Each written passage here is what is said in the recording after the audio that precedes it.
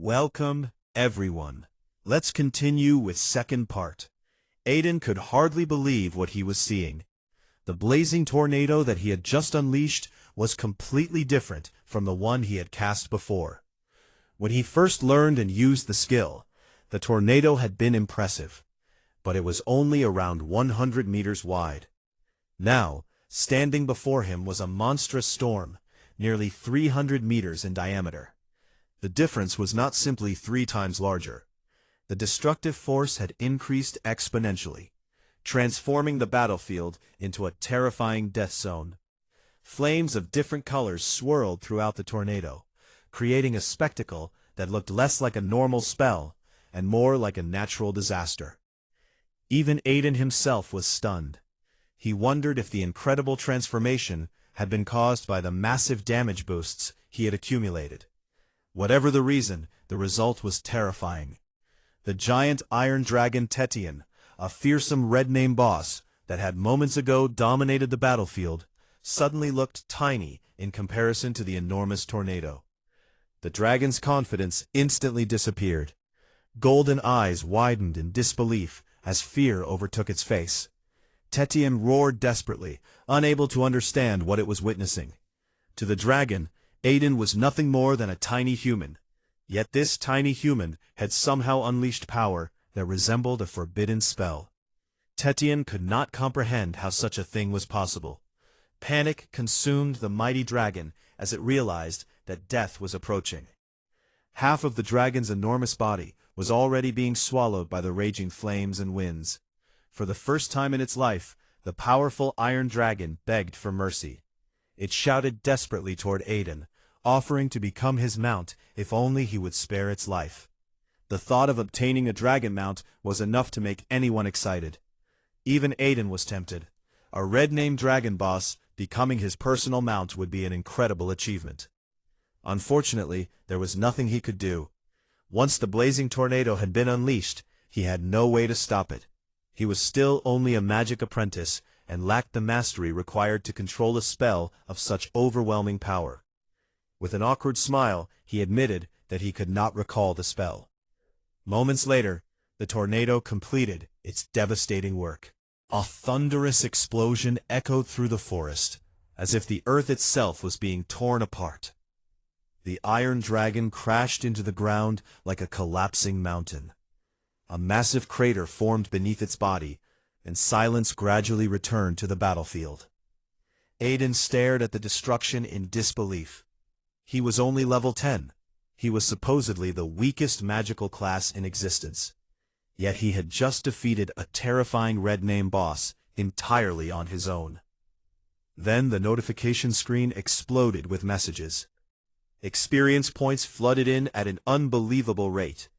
What should have been 100,000 experience points suddenly became 100 million because of his unique critical bonus system. Rare materials poured into his inventory by the thousands. Iron dragon hearts, steel wings, petrified dragon eyes, flame storm blood, reverse scales, dragon claws, and countless other treasures appeared one after another. Then came the most shocking reward of all. 2 pieces of epic equipment. The Iron Dragon's staff, the Iron Dragon's armor. Aiden stood frozen. Epic equipment was something that most people in White City could only dream about. Diamond rank equipment was already considered legendary. Many powerful figures had never even seen epic gear before. Yet now, Aiden possessed 2 pieces. His excitement became impossible to contain. His heart pounded wildly as he reviewed the endless rewards. The materials alone were worth a fortune. The experience points could instantly elevate his level to heights unimaginable for someone who had awakened only recently. As he examined the materials more closely, he discovered that many were diamond-rank treasures. Dragon wings could be used to create rare wing equipment that granted flight. Dragon hearts were essential crafting materials sought after by powerful reclassers. Each item possessed extraordinary value. The realization hit him hard. He had not received 1 dragon wing, he had received 1,000. 1,000 dragon hearts. 1,000 of nearly every rare material. The wealth in his storage space was enough to make entire guilds jealous. Still overwhelmed, Aiden quickly stored everything and turned his attention to the dragon's corpse. The body itself was worth a tremendous amount of money. Unfortunately, his storage space was too small to contain something that enormous. While he was considering what to do, a middle-aged man approached him. The man looked completely shaken. He stared at Aiden as though he were looking at a monster. Introducing himself as Eric from the Warrior God Guild, he could barely speak properly. In his eyes, Aiden was no ordinary person. He had witnessed a young man unleash what appeared to be a forbidden spell and single-handedly kill a red-named dragon boss. Eric was convinced that Aiden must be some hidden genius from a powerful family. Aiden found the misunderstanding amusing. The truth was much simpler. The attack had only looked like a forbidden spell because of his absurd system enhancements. Nevertheless, he did not bother explaining. When Eric noticed Aiden's problem with storage space, he immediately offered a solution. He presented a special storage container capable of holding massive objects. According to Eric, it was his way of thanking Aiden for saving his life. Aiden accepted the gift, but felt uncomfortable taking it without giving something in return. Without hesitation, he handed Eric several high-grade healing and mana potions. Then, he casually tossed him a dragon wing. The reaction was immediate. Eric nearly fainted. The dragon wing was a diamond rank material. To ordinary reclassers, obtaining even one would be a dream, yet Aiden handed it over as though it were nothing. Eric repeatedly tried to refuse, but Aiden insisted. After all, he still had hundreds more. Using the container, Aiden stored the dragon's massive corpse and prepared to leave. Eric bowed deeply, thanking him again and again. As Aiden walked away, the surviving reclassers gathered around Eric and exploded into discussion. Everyone was in shock. Some believed Aiden was a genius from the imperial capital. Others thought he came from the magic capital. Many concluded that he had intentionally suppressed his level to challenge stronger enemies and refine his combat skills. The rumors grew increasingly outrageous. Soon, people were suggesting that powerful guardians of level 70 or even level 80 might be secretly protecting him. Nobody doubted these theories. After all, how else could someone so young possess such terrifying strength? Among the observers was Selena, the daughter of the Warrior God Guild. She had secretly watched Aiden's entire journey, from fighting rabbits to defeating a flame viper and finally slaying the Iron Dragon. She had witnessed everything. Her shock was even greater than everyone else's. The more she thought about Aiden's background, the more mysterious he became. He had lived in White City for 18 years, like an ordinary person. Yet the power he displayed was beyond imagination. Selena began constructing her own theories. Perhaps he was a hidden heir from a powerful family. Perhaps he had been placed in White City for protection. Perhaps his entire life had been part of some elaborate training plan. The possibilities seemed endless. Terrified of accidentally offending someone with such a background, Selena immediately contacted her guild and ordered them to remember Aiden's name. No matter what happened, the Warrior God Guild could not afford to become his enemy. Meanwhile, Aiden returned to his small rented apartment. Looking around at the cramped room and leaking ceiling, he could not help laughing. Only a day earlier he had been a struggling student, mocked by everyone around him. Now he possessed wealth and treasures beyond imagination.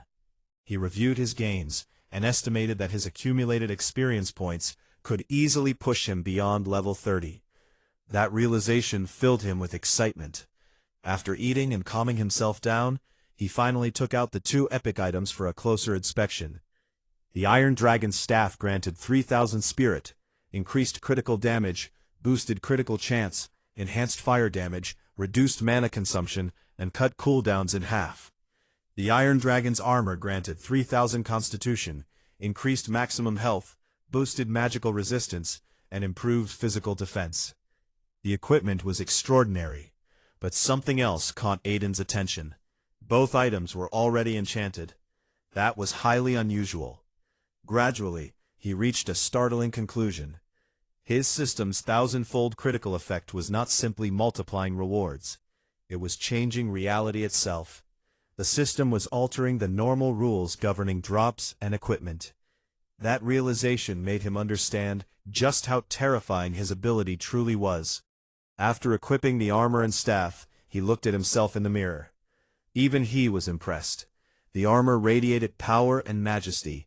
The staff looked elegant and divine. They transformed him into someone completely different from the poor student he had been only yesterday. Satisfied, Aiden made plans for the following day. He would visit the Reclasser Association. He needed to complete his second class change mission and claim the honors he had earned from defeating the Iron Dragon. He also intended to sell some of his materials. After all, he was now rich enough to move out of his miserable apartment and into a far better home. The next morning, however, his peaceful mood was shattered. A phone call dragged him out of bed. The caller was his teacher, May. Instead of asking why he was absent, she immediately began insulting him. She criticized his class choice, mocked his future prospects, and accused him of lowering the school's standards. Her words were filled with contempt. Aiden listened quietly before responding with a simple statement. If she wanted him gone so badly, he would drop out. The suggestion only triggered more insults. May claimed that a magic apprentice had no future, and warned him that leaving school would ruin his life. But Aiden was no longer the weak student she remembered. The more she talked, the colder his expression became. After ending the call, he quickly understood what was happening. Someone had been influencing her opinion. The names Elira and Kale immediately came to mind. Kale belonged to Dragonlight Guild, one of the school's major supporters. Elira had awakened an incredibly powerful class and had become the school's favorite student. Together they had every reason to target him. Rather than becoming angry, Aiden simply smiled. If they wanted to push him out of school, they would soon discover the consequences of their actions. After all, he now possessed enough strength to dominate the upcoming college testing. Whether as a student or an independent candidate, his results would shock everyone. On his way to school, Aiden contacted Lunara from Starlight Store and asked whether they purchased materials. The conversation quickly shifted when Lunara informed him that White City was currently obsessed with a major news story. Confused, Aiden opened social media.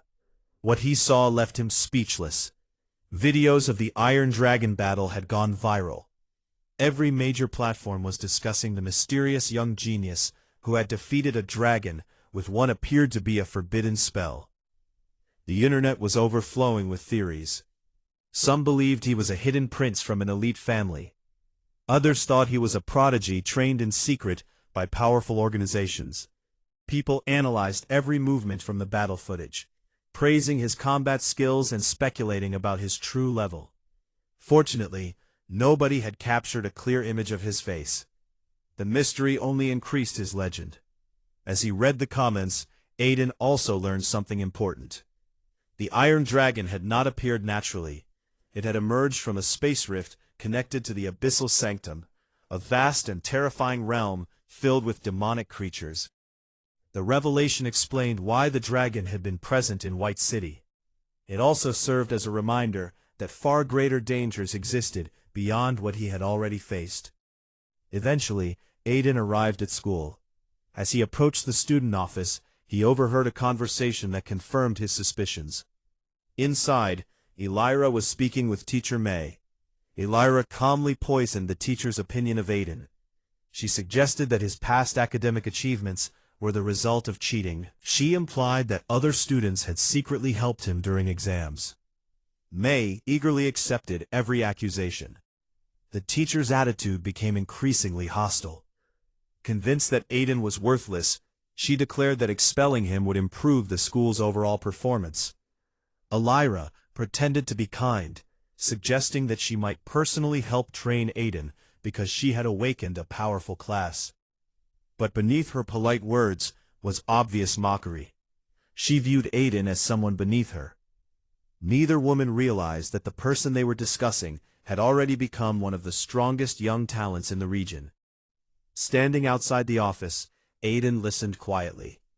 A faint smile appeared on his face.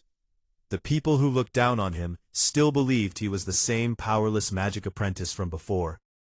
Soon enough, reality would prove just how wrong they were, and when the truth finally came out, everyone who had mocked, underestimated, or tried to suppress him would experience the shock of a lifetime. Aiden had finally reached his breaking point. After everything he had endured, he no longer wanted to remain trapped in a place filled with hypocrisy, manipulation, and people who looked down on him. The moment he stood outside the office and overheard the conversation between Elira and Teacher May, he realized just how deep the deception ran. Inside the office, Elira was putting on a perfect performance. She acted like a caring and selfless classmate who wanted nothing more than to help Aiden succeed. She praised teamwork, spoke about helping fellow students, and even presented a valuable potion as a gift. Teacher May was completely taken in by the act. She praised Elira endlessly, calling her one of the finest students in the school, and admiring both her talent and character. But Aiden knew the truth. Nobody understood Elira better than he did. Her kindness was nothing more than a mask. She didn't truly want to help him.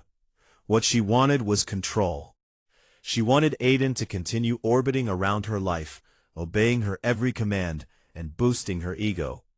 Even after deciding to distance herself from him, she still wanted him attached to her, always chasing after her approval. Watching the scene unfold made Aiden furious. The more he listened, the clearer everything became.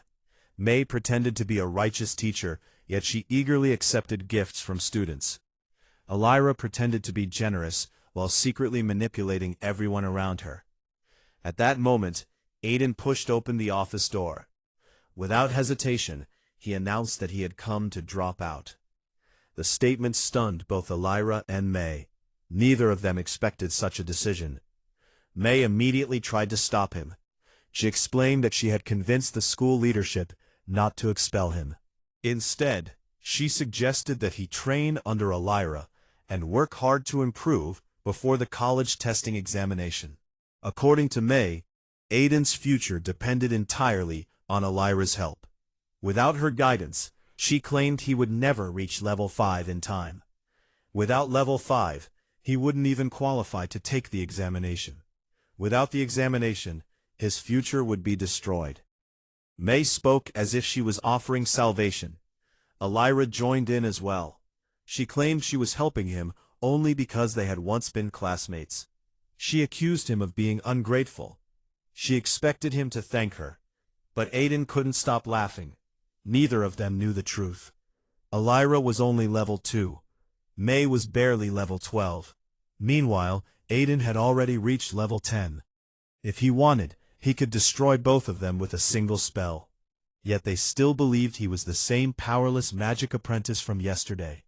Their arrogance blinded them. They never bothered to check his level, because they believed someone with his class could never become stronger. Aiden finally lost his patience. He demanded the withdrawal documents. May, angered by his attitude, slammed the paperwork onto the desk.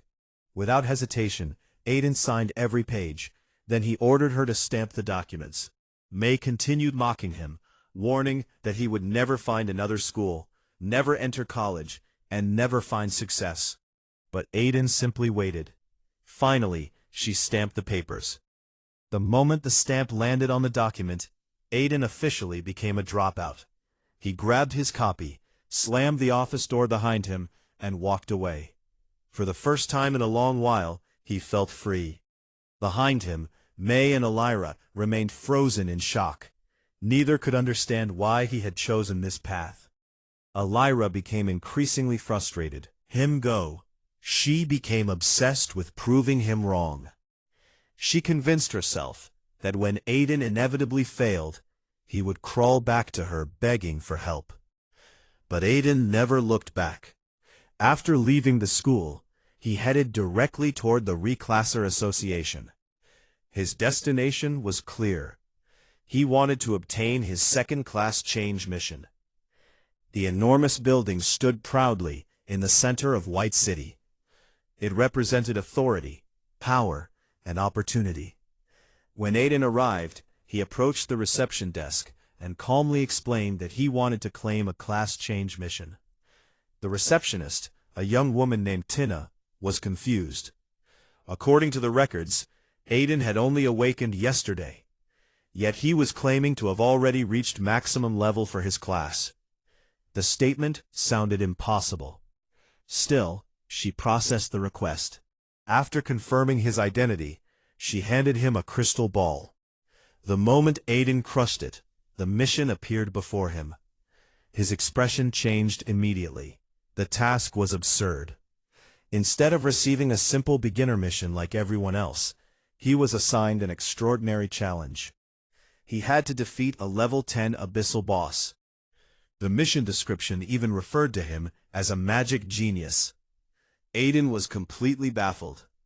He possessed the weakest class imaginable. How was he being treated like some legendary prodigy? Normally, beginners received easy missions involving low-level monsters. But his mission required entering one of the most dangerous locations in existence, the Abyss, a realm feared by powerful adventurers and military forces alike. Even experienced fighters avoided it whenever possible. Yet Aiden was expected to enter and slay an abyssal boss. The challenge was terrifying, but instead of backing down, Aiden began planning. To enter the Abyss, he needed a permit. Permits were expensive. Fortunately, he possessed something incredibly valuable: dragon materials he had obtained from the Iron Dragon boss. When he mentioned these materials to Tina, she initially dismissed the idea. After all, low-level materials had little value. Then Aiden casually clarified that they were level 30 Dragon Boss materials. The revelation nearly caused Tina to faint.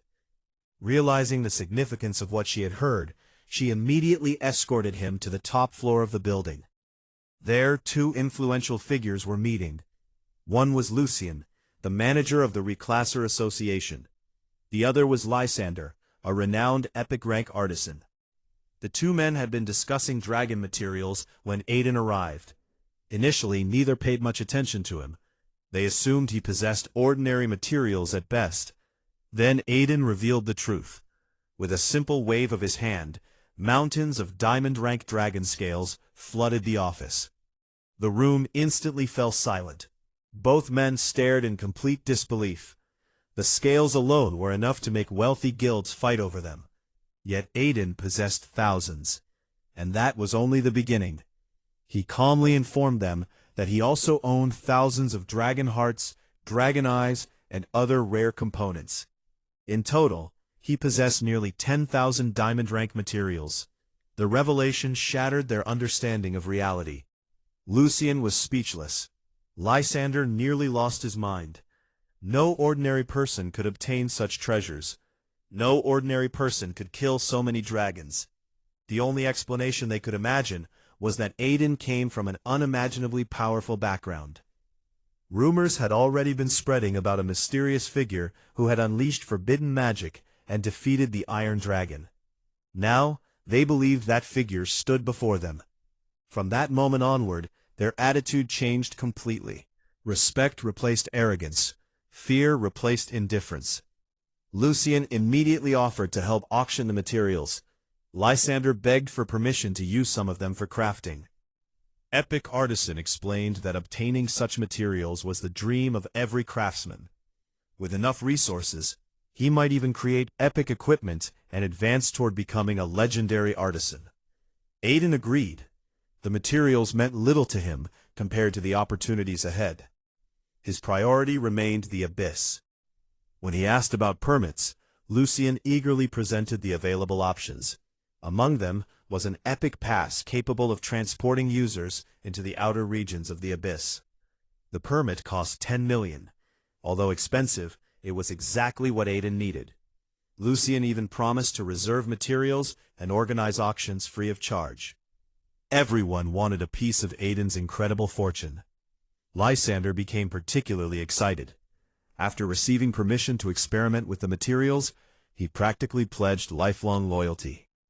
The possibility of creating epic equipment was simply too tempting. Seeing their enthusiasm, Aiden realized his influence was growing rapidly. Before leaving, he decided to strengthen himself further.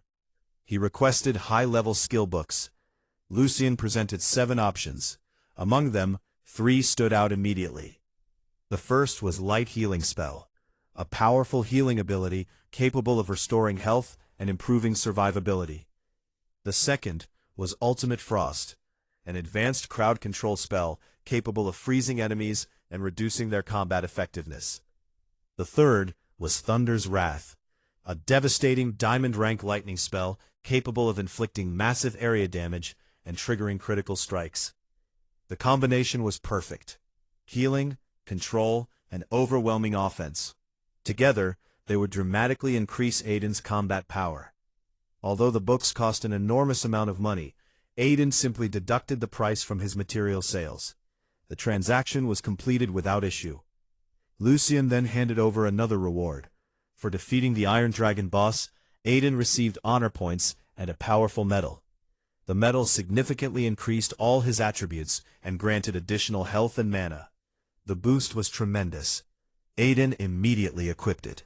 His confidence soared. Now he felt even more prepared for the dangers awaiting him inside the abyss. After finalizing all arrangements, Aiden prepared to leave. Lucien and Lysander personally escorted him to the entrance. Even Tina looked at him with awe and fear. The young man who had arrived as an unknown student was now being treated like royalty. As Aiden stepped outside, he considered his next move. Before entering the abyss, he planned to enjoy a proper meal.